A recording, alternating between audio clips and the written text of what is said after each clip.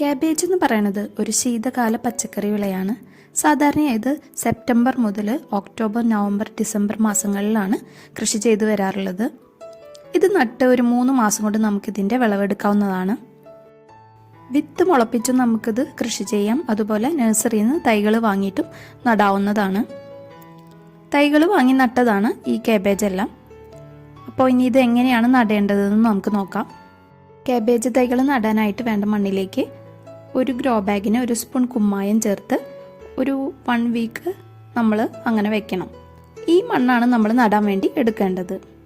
മണ്ണിൻ്റെ കൂടെ കുറച്ച് ചാണകപ്പൊടി അല്ലെങ്കിൽ ആട്ടുംകാഷ്ടം പൊടിച്ചത്, പിന്നെ കുറച്ച് എല്ലുപൊടി, വേപ്പും പിണ്ണാക്ക് ഇത്രയും ചേർത്ത് മിക്സ് ചെയ്ത് ഈ പോട്ടി മിക്സിലേക്ക് വേണം നമ്മൾ തൈകൾ നട്ടു കൊടുക്കാനായിട്ട്. പിന്നെ കാബേജ് വളർത്തേണ്ടത് നല്ല സൂര്യപ്രകാശം കിട്ടുന്ന സ്ഥലത്തായിരിക്കണം.